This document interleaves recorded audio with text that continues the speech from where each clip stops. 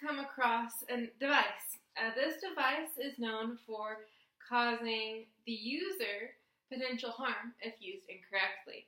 You might be asking, why is this on the market then if they can potentially cause harm? The answer is not so simple.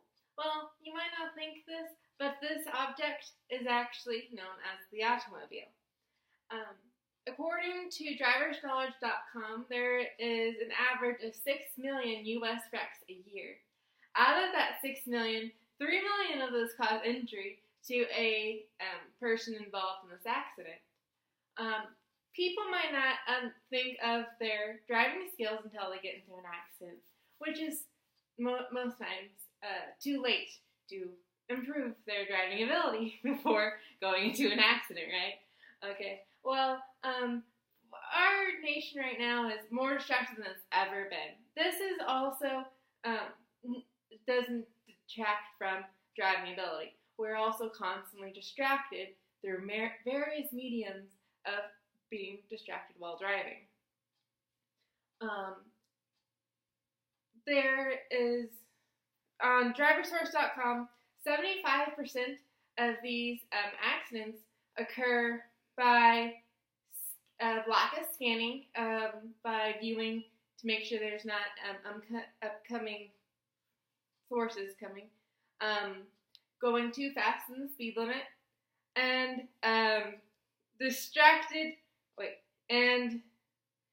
being distracted. That could either be people in the car that are talking really loudly when you're trying to focus. You could be either being distracted on the music being too loud, or your phone's buzzing all of a sudden, and you're really worried that it's an emergency or something, but that's not worth it right at this time.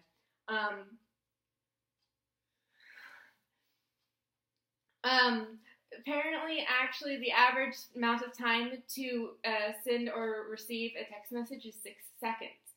Taking that out of driving, that is basically blindly driving the length of a football field without knowing what's happening. HufflePost.com says that changing lanes and aggressive drivers are actually the increased aspect of that.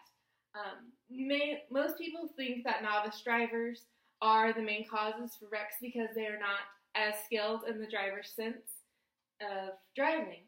But I doubt that there's 6 million a year novice drivers going into wrecks all of a sudden. So there's got to be some very skilled drivers also having caused these wrecks. The main thing you see on highways is people not giving enough distance when changing lanes, or giving a signal like a blinker to the person behind them on the other side to let them know they're changing lanes, which results in an accident. Or like in certain weather conditions, you need to slow down, like in rain or sleet, so because there is less traction on the road, and you need to give more distance to the car in front of you, so you both have better stopping distance, so y'all don't crash. Edmund.com said that the best thing to do when driving is to keep scanning your surroundings. Sometimes not just the car in front of you, but sometimes 2 cars in front of you, so you have the ability to have more time to react in a case there is an accident. Driverschool.com also said not to multitask. Cars are meant to be one purpose only for the driver, is to safely get the driver and their passengers safely to another part. If you're multitasking, you probably shouldn't be driving then, because it's not safe for you or the passengers.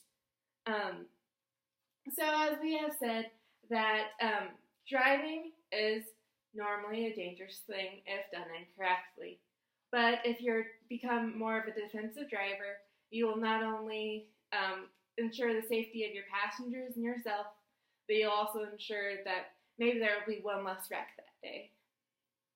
The likelihood of wrecks occur when the driver is distracted and irrationally driving.